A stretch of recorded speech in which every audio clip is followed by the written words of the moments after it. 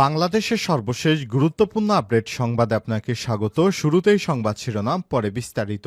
শুরুতেই জানাবো, ভৈরব ব্রিজ পার হয়ে আখাউড়ামুখী লং মার্চ। বাংলাদেশের স্বার্থ রক্ষায় দেশের মানুষকে সাথে নিয়ে মাঠে থাকব বললেন মুন্না। যুবদল সভাপতি আব্দুল মোনায়েম মুন্না বলেছেন, বাংলাদেশের স্বার্থ রক্ষায় দেশের মানুষকে সাথে নিয়ে মাঠে থাকব। আজ বুধবার দুপুরে 1:30টায় ভৈরব মোড়ে এক পথসভায় তিনি এসব কথা বলেন। ভারতের আগরতলায় বাংলাদেশের সহকারী হাইকমিশনে হামলা এবং বাংলাদেশের জাতীয় পতাকা অবমাননা ও সাম্প্রদায়িক দাঙ্গা বাঁধানোর ষড়যন্ত্রের প্রতিবাদে ঢাকা থেকে আগরতলা অভিমুখে লং মার্চে ভৈরবে এই পথসভা অনুষ্ঠিত হয়েছে। এরপর ভৈরব ছেড়ে লং মার্চটি আখাউড়া বর্ডারের দিকে যাত্রা শুরু করেছে। এতে অংশগ্রহণ করেছে লক্ষ লক্ষ মানুষ। এরপর জানাবো, আটক 78 বাংলাদেশি নাবিকের ছবি প্রকাশ করেছে ভারতীয় কোস্টগার্ড। বাংলাদেশের জলসীমা থেকে আটক বাংলাদেশি 78 নাবিক সহ 2টি ট্রলারের ছবি প্রকাশ করেছে ভারতীয় কোস্টগার্ড। মঙ্গলবার 10 ডিসেম্বর রাতে সংস্থাটির অফিসিয়াল ফেসবুক পেজে এবং টুইটার হ্যান্ডেলে মোট 3টি ছবি প্রকাশ করা হয়। এদিকে অসুস্থ আবু সাইদের বাবাকে হেলিকপ্টারে আনা হলো ঢাকায়। বৈষম্যবিরোধী ছাত্র আন্দোলনে নিহত বেগম রোকেয়া বিশ্ববিদ্যালয়ের শিক্ষার্থী আবু সাইদের অসুস্থ বাবা মকবুল হোসেনকে আর্মি মেডিকেল হাসপাতালে আর্মি হেলিকপ্টারে করে উন্নত চিকিৎসার জন্য আনা হয়েছে। এদিকে ভারত শেখ হাসিনাকে ফেরত না দিলেও বিচার চলবে বললেন টবি ক্যাডম্যান। ভারত শেখ হাসিনাকে ফেরত না দিলেও বাংলাদেশের সাবেক প্রধানমন্ত্রী শেখ হাসিনার বিচার চলবে বলে জানিয়েছেন আন্তর্জাতিক অপরাধ ট্রাইব্যুনালের চিফ প্রসিকিউটরের বিশেষ পরামর্শক টবি ক্যাডম্যান। আজ আন্তর্জাতিক অপরাধ ট্রাইব্যুনালের এক ব্রিফিংয়ে তিনি এসব কথা বলেন। এদিকে সরকারি কর্মকর্তাদের বিদেশ ভ্রমণ নিয়ে আবারও কড়াকড়ি। সরকারি কর্মকর্তা কর্মচারীদের বিদেশে ভ্রমণ নিয়ে নতুন নির্দেশনা জারি করেছে সরকার। নতুন এই নির্দেশনায় কর্মকর্তাদের বিদেশ ভ্রমণ নিরুৎসাহিত করা হয়েছে। একই সঙ্গে অপরিহার্য জাতীয় স্বার্থ ছাড়া একসঙ্গে বিদেশ ভ্রমণে যাওয়া যাবে না বলেও জানানো হয়েছে।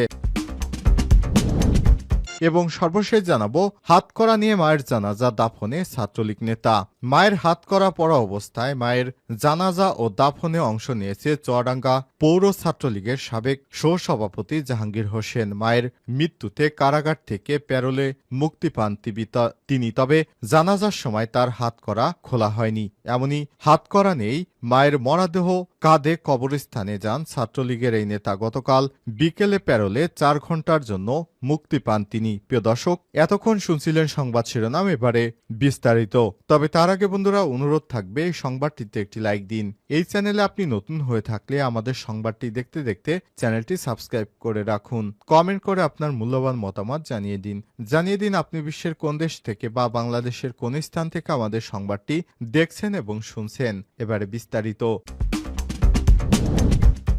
বাংলাদেশের স্বার্থ রক্ষায় দেশের মানুষকে সাথে নিয়ে মাঠে থাকব মুন্না।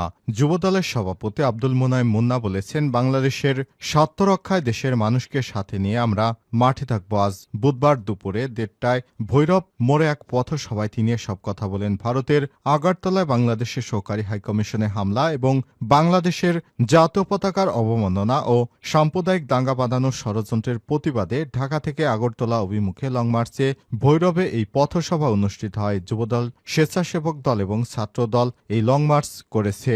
লং মার্চটি ভৈরব ব্রিজ পার হয়ে আখাউড়ামুখী যাত্রা শুরু করেছে। জানা গেছে, লং মার্চ বহরে 2000-এর বেশি গাড়ি রয়েছে।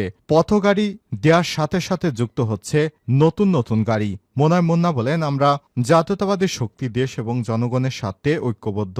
বাংলাদেশের ভূখণ্ডের প্রতিটি অংশ অমূল্য সম্পদে ভরপুর। আমাদের স্বার্থ রক্ষায় দেশের মানুষকে সাথে নিয়ে মাঠে থাকব।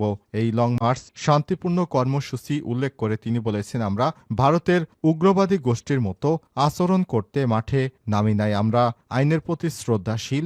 জেনেভা কনভেনশন অনুযায়ী যে সুরক্ষা দেওয়ার আছে সেটার প্রতি শ্রদ্ধাশীল হয়ে 6 জন প্রতিনিধি দিয়ে স্মারকলিপি দিয়ে এসেছি ভারতের হাইকমিশনে। আমরা কারো হাইকমিশনে হামলা করিনি। আমরা বাংলাদেশের মানুষ হিন্দু মুসলিম মিলেমিশে বসবাস করি, এদেশে কোনো দাঙ্গা নেই। স্বেচ্ছাসেবক দল সভাপতি এস.এম. জিলানী বলেন, ভারতের আগ্রাসনের বিরুদ্ধে আমরা লং মার্চ করছি। ভারত নিজেদের গণতান্ত্রিক রাষ্ট্র দাবি করে, কিন্তু বাংলাদেশের মানুষের গণ আন্দোলনে পালিয়ে যা শেখ হাসিনা তার দোসরদের আশ্রয় দিয়েছে।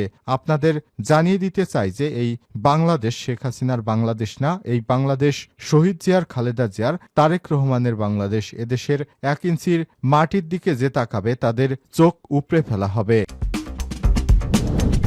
ভারত হাসিনাকে ফেরত না দিলেও তার বিচার চলবে, টবি ক্যাডম্যান।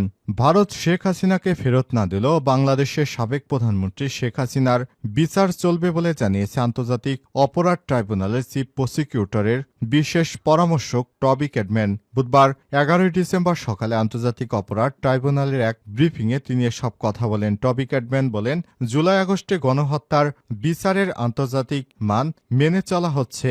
বলেন, এখানে নিশ্চিত করা হবে আন্তর্জাতিক মান ও ন্যায় বিচার প্রয়োজনে আন্তর্জাতিক আদালতে যাওয়ার সুযোগ রয়েছে।